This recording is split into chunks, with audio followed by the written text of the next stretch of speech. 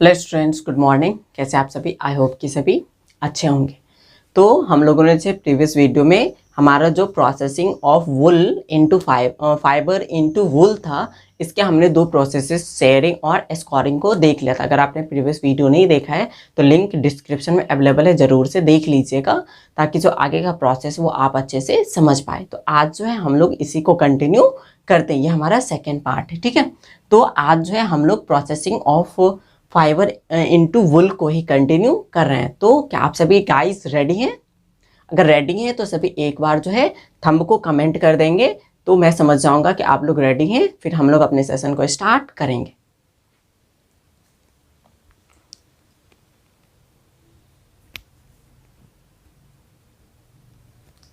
तो चलिए देखते हैं हम लोग अपने प्रोसेस ऑफ फाइबर इनटू वुल को कंटिन्यू करते हैं। देखिए, अब है हमारा नेक्स्ट जो प्रोसेस है वो है सॉर्टिंग। हमने शेयरिंग देख लिया, स्कोरिंग देख लिया। शेयरिंग में हमने देखा कि जो वुल का फ्लैश होता था उसको हम लोग कट करते थे, उसी प्रोसेस को हम लोग शेयरिंग बोले।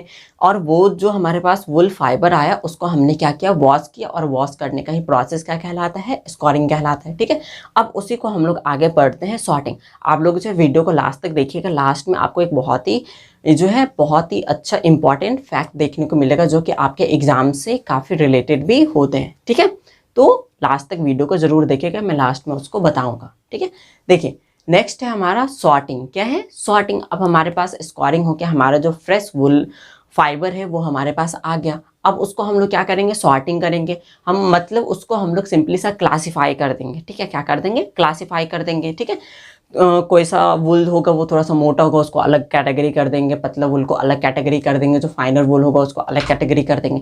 इस तरीके से जो है हम लोग वुल को क्या कर देंगे, कैटेगराइज कर देंगे। और इसी को हम लोग बोलते हैं सॉर्टिंग। इसी को क्या बोलते हैं, sorting.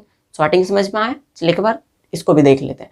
The process of separation the fleece of a sheep into section according to the quality of woollen fibre is called sorting. ठीक है, बात वही है कि जो हमारे पास वुल निकल के आता है स्कोरिंग के बाद, उसको हम लोग डिफरेंट टेक्सचर के हिसाब से, ठीक है, उसके टेक्सचर के हिसाब से, मोटा पतला लंबा चौड़ा, इस हिसाब से क्या करते हैं, उसको डिफरेंट कैटेगरीज में बांट देते हैं। और इसी को हम लोग क्या बोलते हैं, सॉर्टिंग बोलते हैं। और इसी को हम लोग सेकेंड लैंग्वेज में वुल क्लासिंग भी बोलते हैं, जो कि कहाँ पे डन होता है, फैक्ट्री में डन होता है। मीन्स जो हमारे पास स्कोरिंग होके जो फ्लैश आता है उसको हम लोग कहाँ पे ले जाते हैं, फैक्ट्री में ले जाते हैं। और फैक्ट्री में ले जाने के बाद हम लोग इसको क्या कर देते हैं, सॉर्टिंग कर देते हैं। ठीक है, और ये जो जिस पर्सन के द्वारा किया जाता है उसको सॉर्टर बोलते हैं। क्या बोलते हैं, सॉर्टर बोलते हैं। ठीक है, नेक्स्ट देखिए कॉम्बिंग। नेक्स्ट प्रोसेस क्या है, कॉम्बिंग करना। कॉम्ब मतलब सिंपल सा हम लोग क्या समझते हैं, हेयर को कॉम्ब करना। मतलब हेयर को जिस भी शेप में चाहे उस शेप में हम लोग क्या करते हैं, कॉम्बिंग करके ले आते हैं।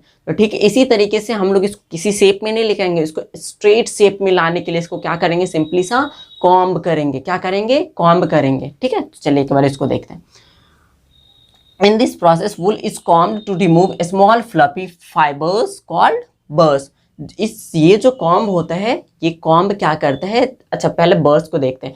जब हम लोग वुलन क्लॉथ पहनते हैं तो वुलन क्लॉथ पहनते हैं कुछ टाइम के बाद, तो उसमें हमको बहुत सारा छोटा जो है इस तरीके से, जो है इस तरीके से हमको कुछ जो है स्ट्रक्चर देखने को मिलते हैं अपने क्लॉथ्स पे, देखने को मिलते हैं ना। जो छोटे रेसे निकल आते हैं जिसको हम लोग बोलते हैं रुआं उठना। ठीक है, बेसिकली वही क्या होता है, बर होता है। तो अब वो तो फाइबर से ही निकलता होगा तभी तो निकलता है ना। तो ये ही जो बर होते हैं, इसी बर को स्ट्रेट करने के लिए, सीधा करने के लिए या निकालने के लिए, क्या करने के लिए, निकालने के लिए हम लोग क्या कर देते हैं, उसका कॉम्बिंग कर देते हैं। और कॉम्बिंग जैसे ही करते हैं तो कॉम्बिंग का जो बीच का जो स्पेस होता है उस स्पेस में ये बर क्या हो जाते हैं, स्टक हो जाते हैं। और स्टक होने के बाद ये बर्स निकल जाता है। इसी प्रोसेस को हम लोग बोलते हैं combing. Generally it is done by hand held metal comb और machine having comb like teeth. ठीक है, ये जो है हैंड से भी किया जाता है और मशीन की हेल्प से भी किया जाता है। और हैंड से किया जाएगा तो हैंड से पकड़ने वाला हमारे पास कॉम्ब होता है जिसमें तिथ बने होते हैं ना। जैसे हम लोगों के पास सिंपल सा कॉम्ब होता है तो कॉम्ब में ऐसे तिथ बने होते हैं ना। तो ठीक इसी तरीके से हैंड से पकड़ने वाले भी क्या होता है, कॉम्ब होता है जिसमें इस तरीके से तिथ बने होते हैं। और उसको क्या किया जाता है, जैसे ही कॉम्ब किया जाता है तो उसमें जो बर्स होते हैं वो उसके अंदर स्टक हो जाता है। और स्टक होने के बाद वो बर्स निकल जाते हैं।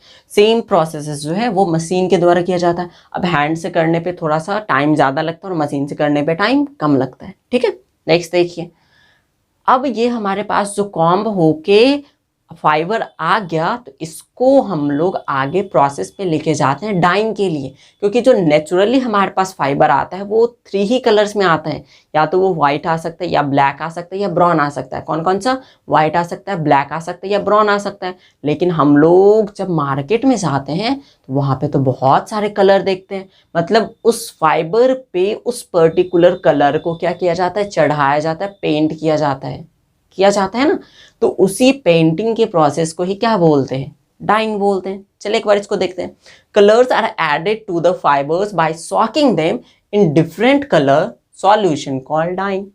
अब हमारे पास जो कॉम्बिंग करने के बाद क्या आ गया? फाइबर आ गया। उसको हम लोग जिस भी पर्टिकुलर में कलर में हमको चाहिए होता है तो उसको हम लोग क्या करते हैं? उस पर्टिकुलर कलर में सॉक कर देते हैं, पेंट मतलब उसको जो डुबा करके उसको पेंट कर देते हैं, उसी को हम लोग क्या बोलते हैं? डाइंग बोलते हैं। और वो पर्टिकुलर कलर का जो हमारे पास फाइबर होता है वो हमारे पास आ जाता है। इसी कारण से मार्केट में जो वैरायटी ऑफ वुल जो है वो पाए जाते हैं। ठीक है, ये बात समझ में आया। नेक्स्ट देखिए, naturally wool fibres are white, black और ब्राउन। मैंने बताया ना कि जो नेचुरल पाए जाने वाले जो वुल फाइबर होते हैं वो कौन कौन से कलर के होते हैं? वाइट हो सकते हैं, ब्लैक हो सकते हैं और ब्राउन हो सकते हैं। ठीक है, नेक्स्ट देखिए, नेक्स्ट है हमारा कार्डिंग। क्या है? कार्डिंग। देखिए कार्डिंग क्या होता है? Dyed wool is pass through a machine for strengthen the wool is called carding. अब ये जो डाइड वुल है, हमने कॉम्बिंग किया, हो सकता है कि कॉम्बिंग के बाद भी कुछ कुछ वर्ड्स बच जाते होंगे, तो उस वर्ड्स को फर्दर हम लोग स्ट्रेट वे में या निकालने के लिए एक और प्रोसेस कर देते हैं जिसको बोलते हैं कार्डिंग। बेसिकली कॉम्बिंग और कार्डिंग का जो प्रोसेस होता है ना वो सेम होता है, उसमें से वर्ड्स निकालने के लिए और वो जो हमारे पास वुल फाइबर आता है उसको स्ट्रेट करने के लिए ही हम लोग कार्डिंग और कॉम्बिंग का यूज करते हैं। ठीक है, देखिए, it is done by a machine having metal teeth.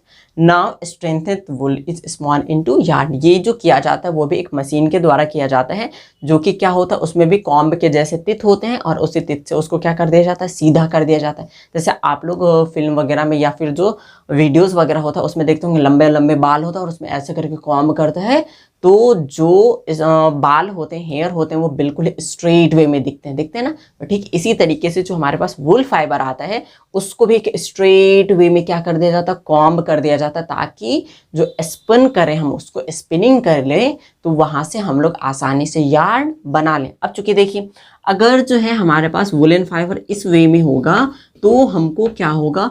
Yarn बनाने में काफ़ी ज़्यादा प्रॉब्लम आएगा। लेकिन यही हमारे पास वुल फाइबर इस वे में होगा तो हम लोग इससे आसानी से क्या कर लेंगे? यार्न बना लेंगे। इस कारण से जो वुल फाइबर होता है उसको पूरे के पूरे स्ट्रेट कर लिए जाते हैं कार्डिंग और कॉम्बिंग की हेल्प से। ठीक है, इतना समझ में आया। अब आगे देखिए क्या है रोविंग। क्या है? रोविंग। अगर इतने पर भी क्या हुआ? अगर ये जो वुल फाइबर है वो पूरा का पूरा स्ट्रेट नहीं हुआ तो हम लोग उसको रॉबिंग कर देते हैं, मीन्स उसको ट्विस्टेड करके क्या कर देते हैं? एक रोप लाइक स्ट्रक्चर बना देते हैं। क्या कर देते हैं? एक रोप लाइक स्ट्रक्चर बना देते हैं।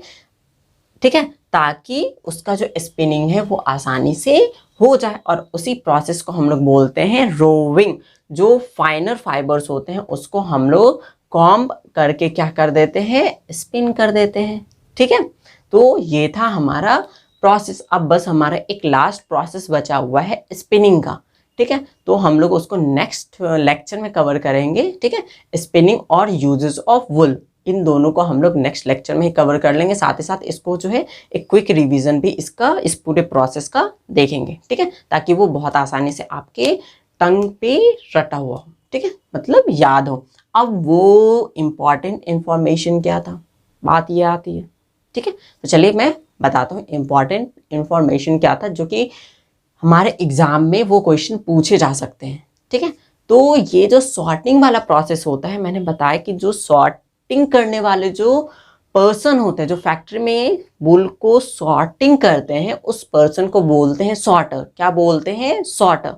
और जो सिप होता है, सिप पे कुछ कुछ बैक्टीरियाज पाए जाते हैं, क्योंकि उन पे बहुत सारे डस्ट पार्टिकल होते हैं, तो जाहिर सी बात है उसके जो फाइबर्स होंगे, उनके जो फ्लैश होंगे, उन पे बहुत सारे बैक्टीरिया भी पाए जाते होंगे।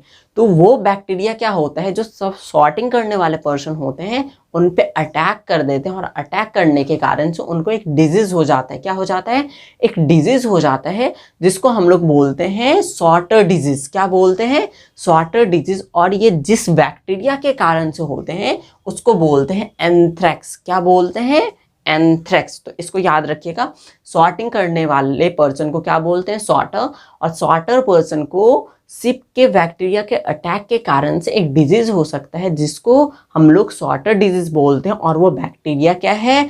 एंथ्रेक्स है, जिसके कारण से उनके बॉडी में जो ब्लड वगैरह है वो लैक ऑफ ब्लड होने लगता है, मतलब ब्लड की कमी वगैरह उनके बॉडी में होने लगती है। तो जो सॉर्टर होते हैं, मीन्स जो सॉर्टिंग करने वाले पर्सन होते हैं, जो फैक्ट्री में वर्क करते हैं, वो क्या करते हैं? अपने हाथों में ग्लव्स पहनते हैं, ताकि उनको जो है पर्टिकुलर प्रोटेक्शन मिल सके सॉर्टिंग के टाइम में, और वो जो है इस सॉर्टर डिजीज का शिकार ना हो।